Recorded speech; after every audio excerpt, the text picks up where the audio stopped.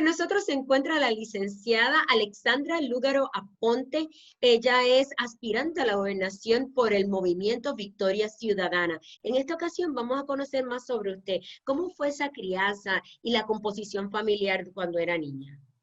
Bueno, yo me crié en un hogar con ambos padres. Nos mudábamos bastante. Primero, cuando yo nací, vivíamos en Jania María, en Guaynabo. Después vivimos en Aguirre. Después de eso vivimos en Las Lomas, en Puerto Nuevo. De ahí en Soming Hills. Pero la mayoría de mi crianza fue en la organización Venus Gardens Oeste, en Cupey. Y mi hermano menor nace cuando yo tenía 7 años.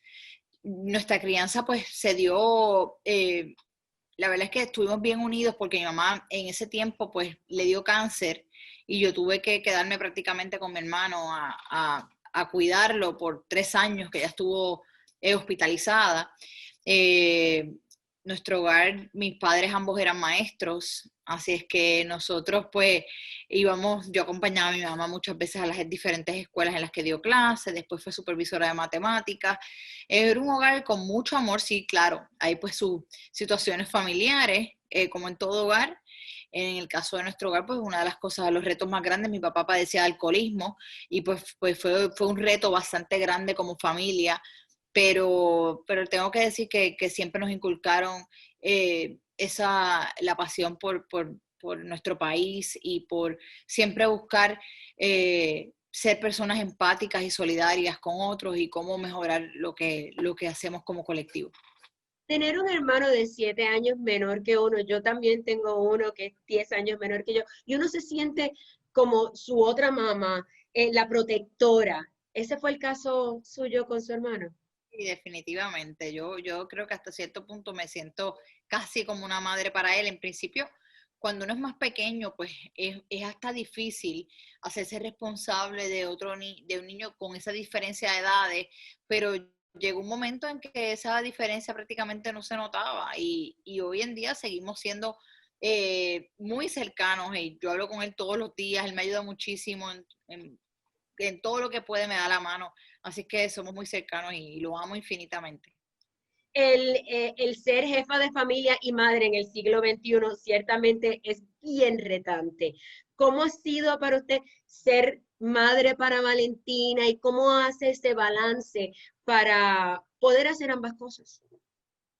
Bueno, al igual que el resto de las madres en el país, es bien retante, especialmente ahora en tiempos de pandemia, cuando nuestros hijos están tomando clases, es prácticamente un full time estar con ellos. Yo he tenido una bendición que quizás no todo el mundo tiene lo mismo, que tiene un círculo de apoyo. En el caso nuestro, pues mi suegra, la verdad es que nos ha ayudado muchísimo con la niña, particularmente ahora en tiempos de campaña, en quedarse con ella durante el día para que ella pueda hacer sus clases. Ella tiene que estar de 7:50 de la mañana hasta las 3 de la tarde frente a una computadora.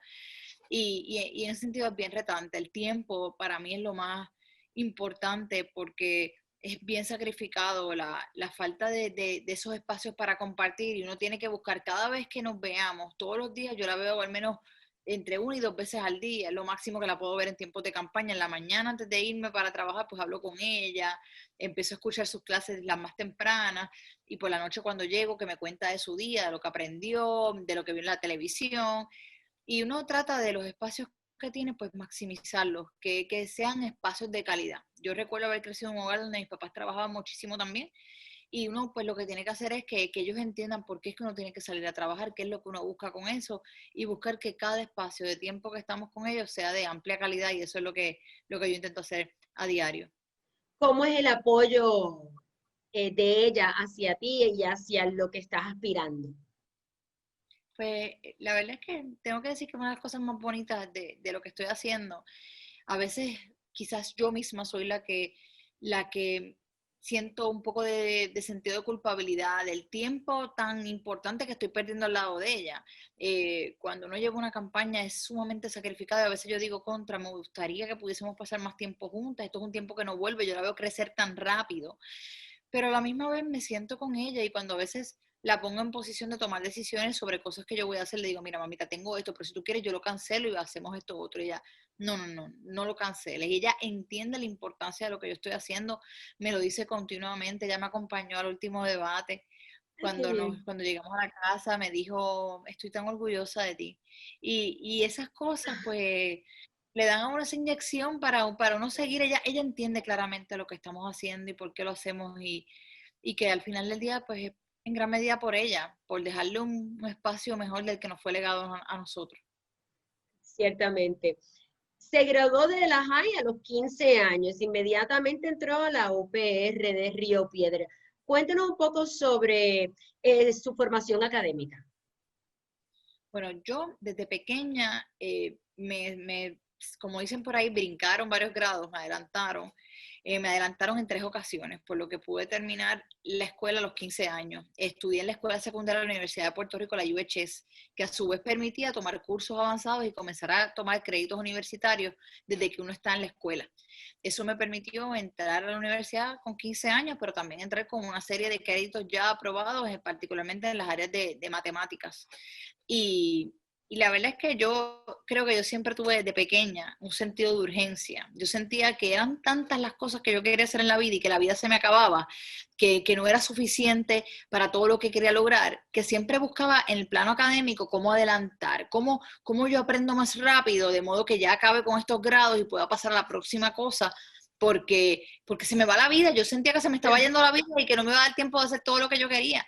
Y todavía, ese sentido de urgencia todavía lo tengo. Yo siento que tenemos tanto y tanto por hacer y que nos urge movernos a esos cambios y siempre busco cómo vamos acortando pasos y qué cosas sacamos del camino para llegar ya a las próximas etapas, sabiendo que yo digo, la expectativa de vida en Puerto Rico es de 84 años.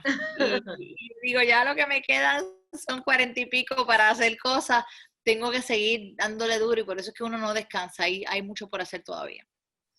Eh, a raíz de la UPR también pues siguió hasta la universidad en España, donde ahí obtuvo su grado, su doctor's. Hablemos un El poquito Juris sobre Doctor lo eso. tuve en la, el Juris Doctor lo tuve en la Universidad de Puerto Rico y luego hice una maestría en Derecho, una Ok. maestría en leyes en la Universidad Complutense de Madrid. Al principio de la universidad no fue fácil el reto, particularmente para mi familia, pues cuando uno entra con 15 años a la universidad, todas las personas que están con uno son personas mayores. Yo entré a muchos grupos avanzados, las personas tenían 21 años, 20 años y para mis papás el reto fue sumamente duro porque ellos querían pues, que yo me comportara como una niña de 15 años, pero tenía las responsabilidades de Claro. una joven de 20. A la misma vez entonces que entré a la universidad me fui de mi casa.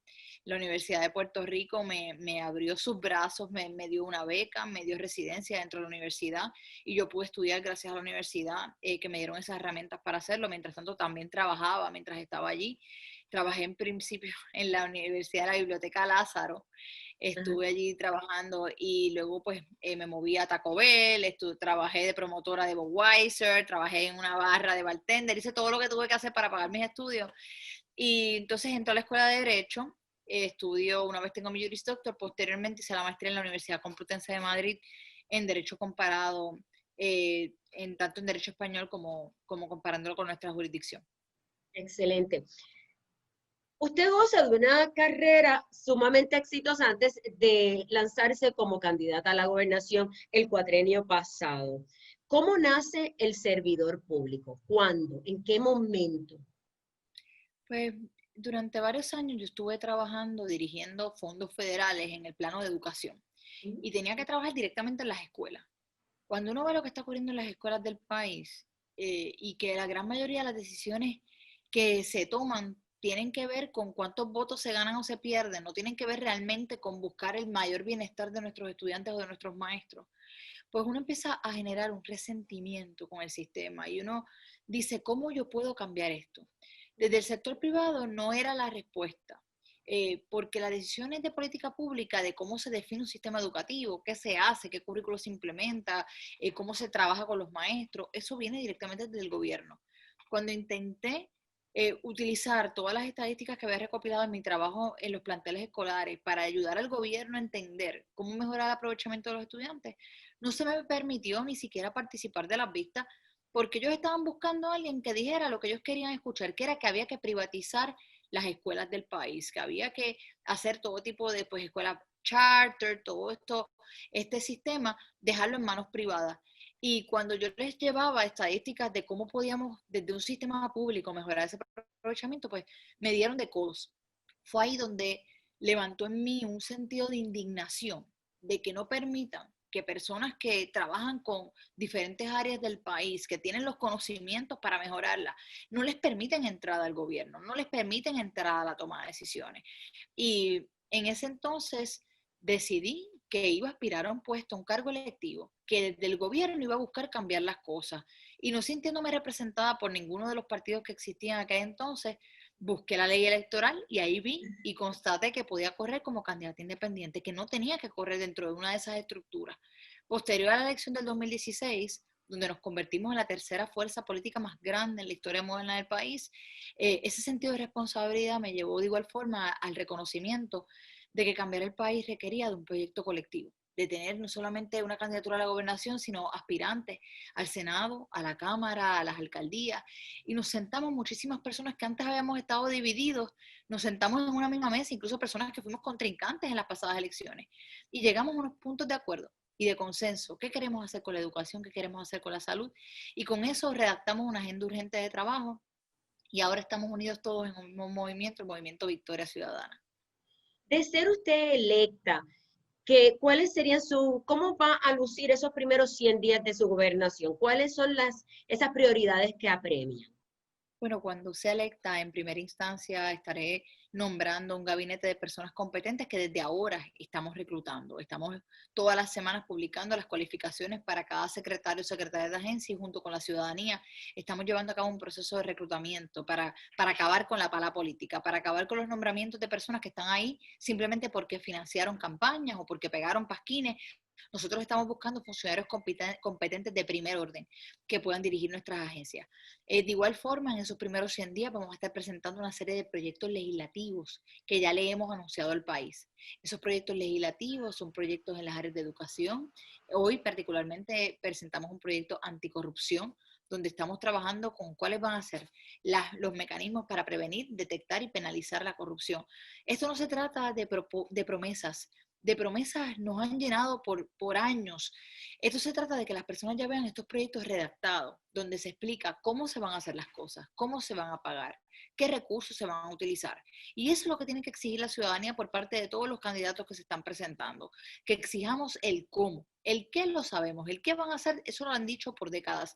¿Cómo lo van a hacer con una junta de control fiscal? ¿Cómo lo van a pagar y de dónde lo estarían pagando? Yo creo que eso es sumamente importante en un momento como este y eso es lo que estamos explicando. Ya esos proyectos son parte de nuestra plataforma de gobierno. Las personas pueden entrar y ver en nuestras redes sociales nuestras diferentes propuestas programáticas y nuestros proyectos emblemáticos para el desarrollo económico del país. Le iba a preguntar, y este tema usted pues ya lo mencionó someramente al principio, y es la educación. Todo el mundo coincide que tiene que haber un cambio en la educación, pero nadie está especificando qué y qué harían primero, por dónde comienzan a mejorar la educación para el futuro, para que el futuro inmediato de nuestro país tenga la educación que se merece. Bueno, yo creo que lo primero es que hay que destacar, dividir esto en tres partes. Uno, el sistema de educación que queremos para tiempos regulares. Y segundo, el Departamento de Educación, lo que tenemos que hacer para enfrentar momentos como este, donde hay una pandemia, o momentos donde tenemos terremotos, o donde tenemos huracanes, porque esta no será la última vez que enfrentemos una pandemia, esta no va a ser la última vez que enfrentemos terremotos o huracanes en el país. Estos van a ser fenómenos que van a ser recurrentes y Puerto Rico tiene que tener un sistema educativo que pueda temperarse a esas realidades del cambio climático y las mismas realidades históricas.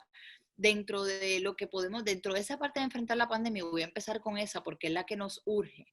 Tenemos que buscar mecanismos para darle continuidad a los servicios educativos. En un mundo ideal, eh, movernos a lo que es la educación virtual sería la primera alternativa. Sin embargo, en Puerto Rico, la mayoría de nuestros estudiantes en el sistema público de enseñanza no cuentan con servicios de Internet en sus hogares. Tampoco cuentan con herramientas tecnológicas para el aprendizaje, porque esto que está aquí, esto no es una herramienta de aprendizaje. Y tenemos madres que lo que tienen es un celular para 3 niños, que están en 3 niveles distintos. Y esos niños están turnándose el celular durante todo un día tomando sus clases aquí. Eso no va a contribuir al mejoramiento ni siquiera del aprendizaje de estos estudiantes ni de su formación. El Departamento de Educación, la respuesta que le dio al asunto fue, vamos a pasar a todos los estudiantes con A, como si darles una A en un papel le diera las destrezas que ellos necesitan en las áreas de comprensión de lectura, análisis, defensa de las ideas, pensamiento crítico, en las áreas de numeración, operaciones básicas, geometría, álgebra. Estamos privando a nuestros estudiantes de unas destrezas básicas que les van a ser necesarias no solamente para competir en el mercado laboral, sino para aportar como ciudadanos una vez sean adultos en la sociedad. En Victoria Ciudadana, sabiendo que muchos de estos estudiantes no cuentan con el servicio de Internet y las herramientas tecnológicas, tenemos que hacer dos cosas a la vez. El inmediato y el que vamos a hacer a mediano y largo plazo. A mediano y largo plazo vamos desde ahora establecer buscar quitar el bozal que tiene Prepanet para que Prepanet pueda empezar a proveer servicios de Internet a todas nuestras comunidades y a todos nuestros niños. Que los servicios de Internet el gobierno los vea como un derecho esencial de toda persona recibirlos, porque en estos momentos la brecha digital hace que muchas personas no se puedan desarrollar al igual que otras. Pero mientras desarrollamos la infraestructura de Internet, que eso nos va a tomar más tiempo, los niños necesitan volver a tener servicios educativos. ¿Cómo lo vamos a hacer? Pues si algo nos dicen los estudios es que a pesar de que no todos los niños tienen una computadora, en la gran mayoría de los hogares puertorriqueños hay un televisor. Y tenemos un canal como lo es WIPR, que tiene 10 licencias para canales distintos.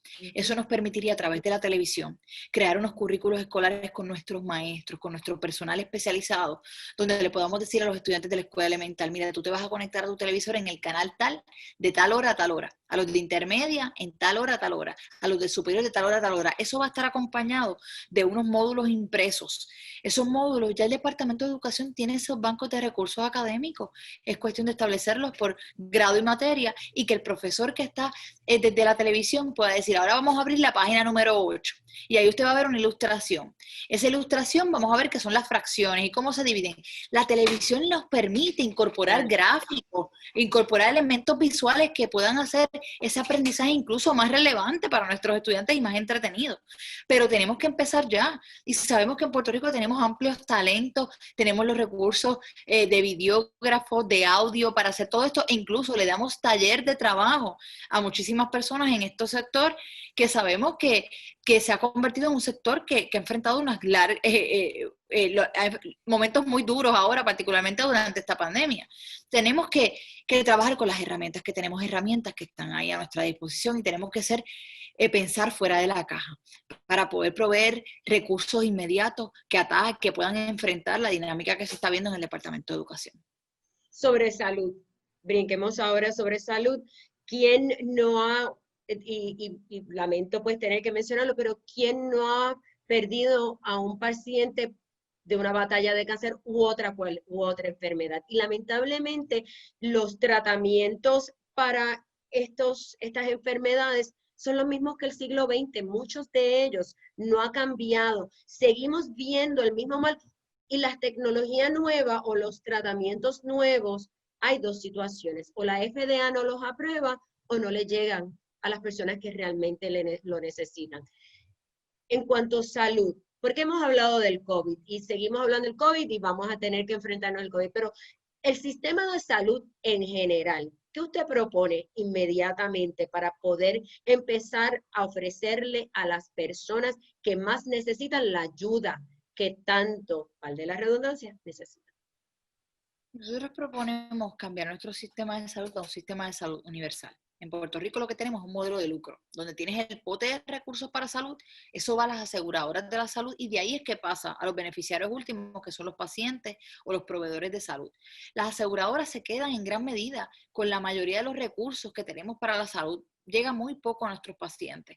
De hecho, hemos convertido la salud en un negocio, donde son las aseguradoras las que determinan qué medicamentos le van a cubrir, qué procedimientos le van a cubrir, cuánto le van a pagar a un médico que estudió muchísimos años para especializarse o subespecializarse. Tenemos una fuga masiva de profesionales de la salud porque estas aseguradoras han decidido pagarle sueldos muy por debajo de lo que pagan en otras jurisdicciones. Nosotros proponemos un sistema de salud universal con pagador único, eliminar las aseguradoras como intermediarios y que este dinero vaya directamente a un cuidado preventivo primario. ¿Y por qué digo un cuidado preventivo primario? Porque ha sido el mecanismo que ha permitido que en otros países mejoren las condiciones de salud. Aquí en Puerto Rico tenemos las incidencias más altas de diabetes, cáncer, enfermedades del corazón y Alzheimer. Eso es impresionante, los números, cómo siguen en aumento para estas condiciones de salud, y esto se acentúa muchísimo más en algunas regiones, particularmente en el área de Guayama, en el área de Vieques, la cantidad de pacientes de cáncer es dramático, que tiene que ver también con factores ambientales. La planta de AES, que está ubicada en Guayama, ha considerablemente afectado la salud de los residentes de esas comunidades. El tener un plan de salud universal nos permitiría darle cubierta a sobre 250.000 personas que hoy no tienen cobertura de salud. Todos los días yo recibo correos electrónicos de personas haciendo torneos de softball, vendiendo bizcochitos para darle tratamientos a sus familiares, trasplantes de médula ósea.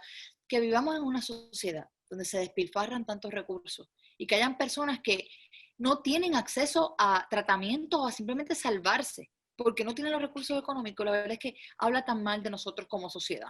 Por eso es que es bien importante para nosotros el establecimiento de este sistema. ¿Cómo lo vamos a pagar? Pues el movernos a un sistema de salud universal crea ahorros de hasta un 15% de lo que hoy invertimos en gastos administrativos. Con un 7% de ahorro nada más podríamos darle cobertura a las 250.000 personas que hoy no están cubiertas. Y yo creo que es importante que establezcamos que este sistema lo podemos pagar, lo podemos tener y establecer con respecto a criterios que atiendan la salud de forma regional. Ahora mismo los criterios para establecer centros de salud son criterios de mercado. ¿Dónde nos deja más dinero establecer un centro de salud? No tienen que ver con la demanda regional y epidemiológica de los diferentes espacios, como lo tenemos en el 74. En el 74, Puerto Rico tiene el sistema número 14 de salud del mundo, bajo el plan Arbona. Uno iba al CDT y te resolvían de forma inmediata. Ahora uno llama a un médico y te dicen, tengo cita dentro de 8 o 9 meses. Esa es nuestra realidad ahora de nuestro sistema de salud y se atiende moviéndonos a un sistema de salud universal. Vieques, ¿cuándo fue la última vez que un bebé nació en Vieques? Hace más de 40 años no nace porque no tienen dónde. Y ciertamente, y gracias por la contestación, tenía que abundar en ese tema porque para mí es insólito que la isla Nena, que tiene tantos habitantes, no tenga un CDT adecuado para recibir estos servicios. No solamente eso, Brevemente, sí. perdona que te interrumpa, es que yo creo que la gente que nos escucha debe saber, hay tantos pacientes de cáncer hoy en Vieques que todos los días toman el ferry para llegar hasta acá, hasta la Isla Grande. Desde ahí toman la línea para llegar a un hospital donde le puedan dar su radioterapia o quimioterapia, para volver a montarse en la guagua pública, para llegar otra vez al ferry. Me cuentan que se quedan dormidos en el muelle. Imagínense, después de usted hacer una quimioterapia, tener que coger un ferry. Entonces, es tan inhumano que teniendo tantos pacientes de estas condiciones, no se establezcan centros para dar estos servicios directamente en las islas municipios. Las hemos dejado rezagadas y en el olvido, no solamente en términos de salud, sino en términos académicos y sociales. Las islas municipios de Vieques y Culebra enfrentan las variables más deprimentes en cuanto a aprovechamiento académico, desigualdad, pobreza. Tenemos que atender las islas municipios. Así mismo es. Brevemente sobre la seguridad pública, política que ustedes deseen implementar. Bueno, la seguridad pública, en gran medida, el gran problema que tiene Puerto Rico es la guerra por el control de los puntos de droga. El 85% de los asesinatos en el país tienen que ver precisamente con el uso problemático de sustancias. Por eso, Victoria Ciudadana, en lugar de pretender ganar la guerra contra las drogas con más chalecos, más balas o más policías, queremos acercarnos a esto desde un enfoque salubrista, desde la salud. Y es precisamente así como otras jurisdicciones lo han resuelto. La guerra por el control de los puntos de droga no se va a arreglar metiendo más policía, arrestando al dueño del punto, no. Tenemos que enfocar esto desde la educación, desde la salud. Nosotros creemos en la legalización de las sustancias y que se eduque para esto, que se atiendan los problemas de adicción en el país con trabajadores sociales, con psicólogos clínicos, como lo han hecho otros países que han acabado con estas problemáticas, pero hay que hacerlo desde un enfoque salubrista. En otras instancias, yo creo que dentro del tema de seguridad, creemos en declarar un estado de emergencia nacional con respecto a la violencia de género en el país. Y eso no implica meramente un papel donde reconozcamos el problema de violencia de género, sino implica allegar los recursos necesarios para que la unidad especializada de la Fiscalía pueda hacer su trabajo, para que los policías estén capacitados para su intervención con víctimas de violencia de género, para que no revictimicen a las personas en el proceso, para que investiguen adecuadamente, para que los tribunales también estén capacitados y para las víctimas no sea un vía crucis el poder enfrentar uno de estos procesos y no acabemos con sus caras en el periódico en medio de una tragedia. Tenemos que buscar formas no de atender la violencia de género, sino de prevenirla. Y la educación con perspectiva de género es una de esas herramientas fundamentales. Definitivamente. En un minuto, licenciada, dígame por qué usted se merece el voto del ciudadano para ser gobernadora de Puerto Rico. Pues mira, yo no hablaría de por qué yo merezco el voto, yo hablaría de por qué como pueblo merecemos una oportunidad de un gobierno honesto, de un gobierno competente. No se trata de mi candidatura únicamente, se trata de que 132 personas en este movimiento se han colocado a disposición del país para servirle desde el área pública, para servirle y no para servirse. Y en estos momentos como pueblo tenemos una oportunidad única de ganar estas elecciones y hacer un cambio contundente en la gobernanza que va a regir no solamente el destino de la generación presente, sino que en los próximos años se decidirán planes de reestructuración que afectarán a nuestros hijos, que afectarán a nuestros nietos. Y yo creo que este es el momento para que como pueblo nos demos la oportunidad de hacer las cosas distintas. Lo que hemos hecho no ha funcionado y no podemos esperar resultados distintos si seguimos haciendo exactamente lo mismo. Muchísimas gracias, licenciada Lugaro, por regalarnos este tiempo y compartir este espacio. Muchísimos éxitos. Gracias a ustedes Gracias. por la invitación y por la oportunidad.